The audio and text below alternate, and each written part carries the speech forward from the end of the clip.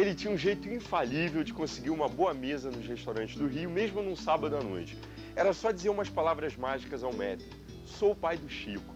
O que o maître não sabia é que aquele homem estava apenas tentando comprovar uma das suas teorias mais famosas, a da cordialidade do homem brasileiro. Você sabe de quem eu estou falando? Pois você já vai saber. Bem, essa aqui é a biblioteca que pertenceu ao nosso homenageado e aqui estão alguns objetos pessoais cedidos pela família à Unicamp. O pai do Chico era ninguém menos do que um dos maiores intelectuais do Brasil. Adivinhou? Estamos falando de Sérgio Buarque de Holanda, que é o nosso personagem de hoje, da série do Globo Ciência dedicada a grandes cientistas do Brasil.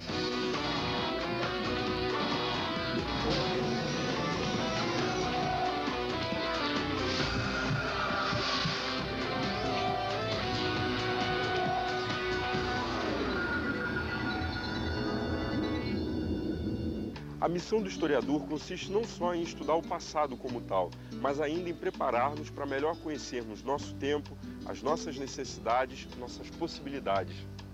Jornalista, bacharel em Direito e mestre em Ciências Sociais, Sérgio Buarque de Holanda não se considerava um sociólogo, e sim um historiador.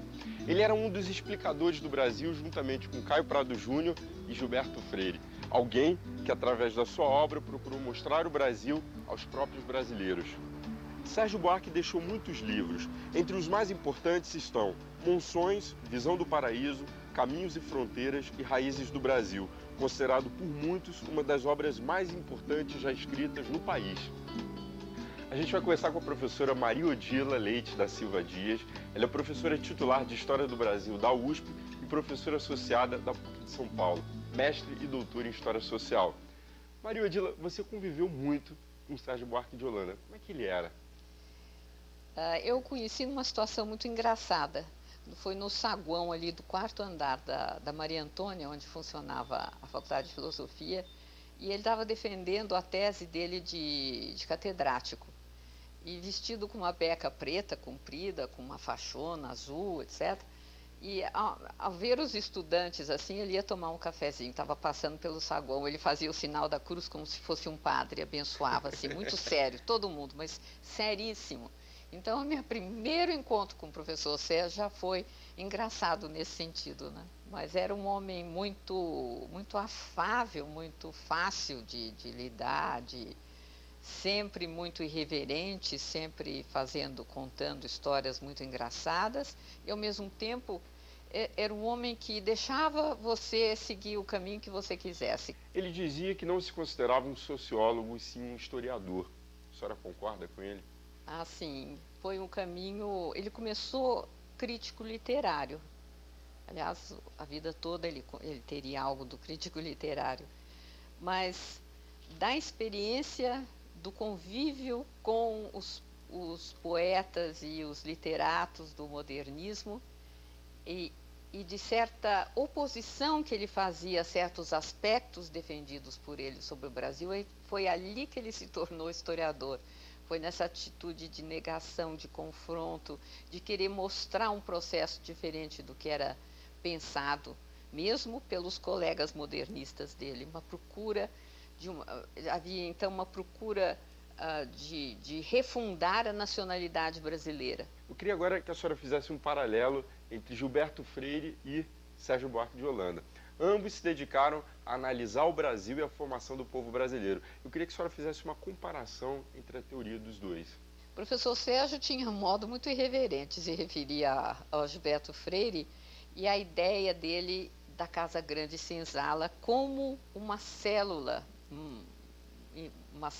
máter da sociedade brasileira, essa relação Casa Grande Senzala. E ele era muito irreverente, ele dizia assim, o senhor de Apicucos, porque ele queria lembrar que o Gilberto Freire, embora morasse em Apicucos, ele não era assim diretamente descendente do senhor de engenho. Isso porque o que ele queria dizer? Ele queria dizer que, embora fosse muito importante a obra do Gilberto Freire e muito bonitos os livros dele, muito bem escritos, que ele tinha um certo veso generalizador para o resto do Brasil.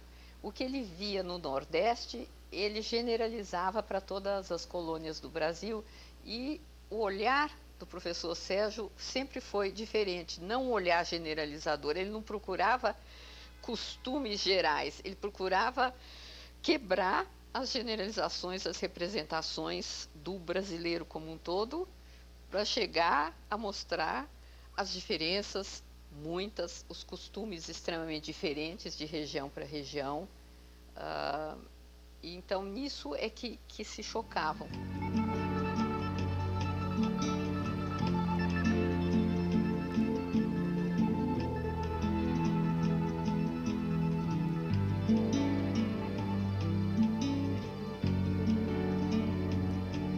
Chico Buarque, Miúcha, Cristina, Ana de Holanda, Bebel Gilberto. Heloísa, a irmã mais velha, ensinou o Chico a tocar violão. Os representantes de Sérgio Buarque de Holanda estão entre os melhores representantes da música brasileira. Daqui eles saíram, hein? Segundo a mãe e a avó, Maria Amélia, o sentido musical da família veio de Sérgio. Ele estudou piano e, aos 9 anos, compôs uma valsa chamada Vitória Régia, que foi publicada na revista Tico Tico. Eu estou na casa da matriarca da família, Dona Maria Amélia, esposa de Sérgio Buarque de Holanda, e eu vou conversar com os descendentes dele, a filha, Ana de Holanda, e o neto, Zeca. Afinal de contas, seu pai era melhor músico ou historiador? Historiador, né? Ana, como é que era o seu pai em família, né? Como é que era o Sérgio Buarque de Holanda pai? Ele era completamente irreverente, ele não tinha regra nenhuma, a organização era toda da minha mãe. E ele fazia a desorganização da vida, da casa, né? Enfim, ele gostava de contar histórias, puxava a gente para contar histórias, gostava de saber fofocas, queria saber fofoca de todo mundo, quem estava namorando quem, até dos nossos amigos ele tinha que saber. Ele era muito alegre e irreverente. Ele era muito brincalhão em casa. Ah, era. Não, ele assim, a hora do trabalho era seríssimo, não podia fazer barulho, o papai estava trabalhando, então tinha um rigor na hora do trabalho. Agora, quando ele descia, ele começava a falar besteira, falar coisas sem sentido para ver como a gente reagia. Então, ele fazia muita brincadeira, assim, mesmo para deixar as pessoas meio desconcertadas, assim, mesmo quando ia a gente falar com ele, gente mais formal, ele tinha sempre uma brincadeira para quebrar a formalidade, então ele gostava um pouco de ver a reação das pessoas. Ele é a pessoa menos formal do mundo, mas muito sério no trabalho. Por que ele se apresentava como o pai do Chico, hein? Era esse lado dele, de gostar de tirar um pouco esse peso que às vezes o pessoal da área mais acadêmica tende a se posar, né, de intelectual, de uma coisa superior. O papai gostava um pouco de quebrar isso. Me conta uma coisa, por que vocês o chamavam de Papioto? Bom, isso a mãe que sabe. Eu acho que a mãe de Sérgio chamava a avó de mamãe outra. E daí começou a mamãe outra, mas seu pai achou engraçada aquela história de chamar mamãe outra, papai outro, e organizou para isso. E o Papioto seria papai outro? É, papai outro. E você, Zeca? Embora você tenha convivido pouco com seu avô, você ouviu muitos relatos, leu as obras dele. Qual foi a maior lição que ele deixou para você? Desconfiar sempre das soluções mágicas. Então, pensar sempre em processo. Não tem uma solução mágica que vai chegar. Não é educação só, não existe uma solução mágica que vai resolver os problemas do Brasil. Então, é esse pensamento amplo. E tem uma coisa que o Antônio Cândido fala, que tem um texto belíssimo sobre ele, que é uma noção de radicalismo nele, que eu acho muito importante também. O Antônio Cândido fala muito sobre essa palavra, o que é o radicalismo no Sérgio, no pensamento político dele. E aí, gostou?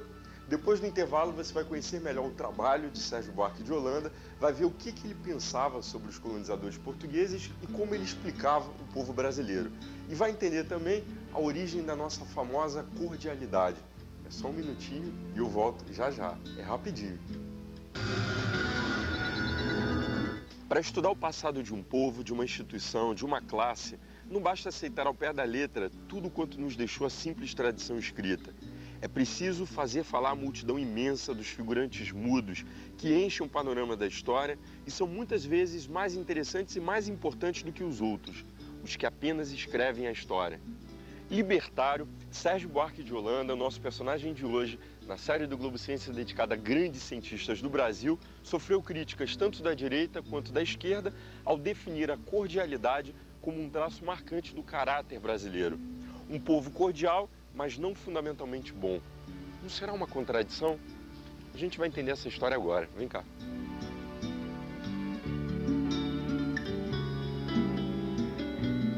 Eu vou conversar com o professor Edgar Salvador de Deca. Ele é doutor em História Social e vice-reitor aqui da Unicamp. Afinal de contas, o que é o homem cordial de Sérgio Buarque de Holanda? O homem cordial, de uma maneira muito sintética, nós poderíamos definir como um homem que seria incapaz de discernir a esfera pública da esfera privada. Dilema grave para a sociedade brasileira, talvez um dos maiores legados da cultura ibérica que se instalou na América, é essa personagem que foi produzida num território americano que é incapaz de constituir regras que são universais e que sejam válidas para todos sob o prisma da igualdade e da equidade das leis e o distanciamento entre a esfera de foro íntimo, privada, de interesses pessoais, e a esfera pública, onde vige o conceito de cidadania. Um povo cordial, mas não fundamentalmente bom. Explica essa frase para a gente. Veja a raiz do termo homem cordial. Cordial vem de coração, core, do latim. E essa é a razão da grande confusão, porque o coração é sempre associado à bondade. Então, o homem cordial, quando Sérgio Buarque fez a definição, todo mundo associou, como vinha de... Ninguém entendeu o que Sérgio queria com o coração. Coração significa um homem que é movido por sentimentos, para Sérgio Buarque. Não é movido pela razão, pelas ideias, pelo equilíbrio, mas é um homem apaixonado que, de uma certa maneira, é descontrolado. Então, o core, o cordial para ele, tanto pode ser um homem profundamente benévolo, como também um homem muito mau, porque ele age segundo o seu coração, e segundo as suas emoções e a sua paixão.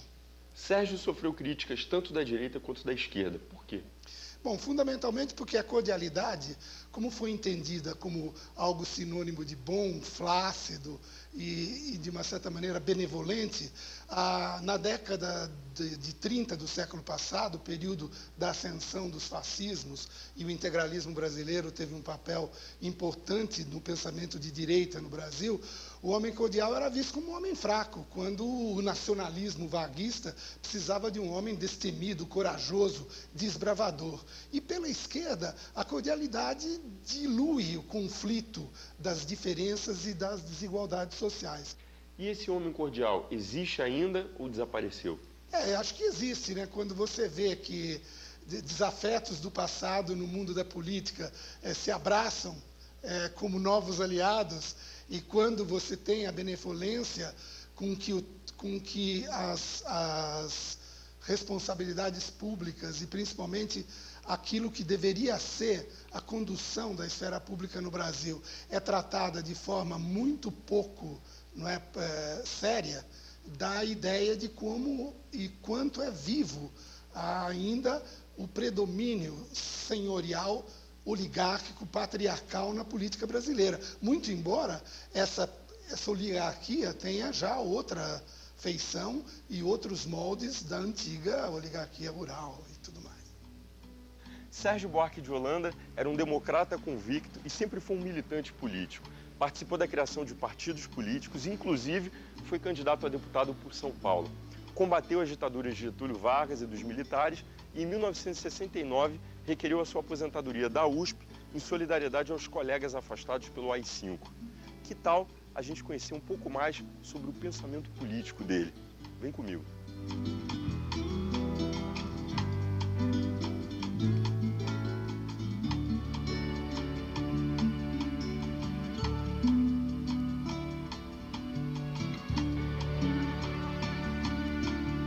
Vou conversar com o Luciano Figueiredo. Ele é professor associado da Universidade Federal Fluminense, a UF, na cadeira de História, e também é editor da Revista de História da Biblioteca Nacional. Sérgio Buarque de Holanda dizia que tanto os colonizadores portugueses quanto os espanhóis eram amantes do personalismo, chegando às raias da anarquia, avessos a instituições solidárias. Como é que ele chegou a essa conclusão? Olha, pesquisando muito o processo de colonização dos portugueses no Brasil. O que o Sérgio faz, sobretudo no seu livro mais fundamental e fundador, Raízes do Brasil, foi justamente investigar o caráter desse colono que avança sobre as terras tropicais, onde o Sérgio vai buscar a natureza desse colono, ou vai buscar o caráter, né, desse conquistador das terras, procurando valorizar os aspectos da cobiça, da busca do interesse privado, da dificuldade de estabelecimento de laços associativos e da defesa de objetivos comunitários, de objetivos comuns. Sérgio denuncia a colonização como um processo de espoliação de riquezas e de formação de um povo. Esse personalismo, né, que é uma característica dos países ibéricos, Portugal e Espanha, e também dos brasileiros. Onde é que a gente sente isso hoje na sociedade brasileira? Olha, o Brasil é um país, né, marcadamente, onde se percebe claramente que vale com um peso muito especial as relações pessoais, os conchavos, os acordos intramuros, quer dizer, uma espécie de prevalência do privado, de até hegemonia do privado em relação ao público. O que o Sérgio está denunciando, né, novamente eu uso essa expressão na sua obra,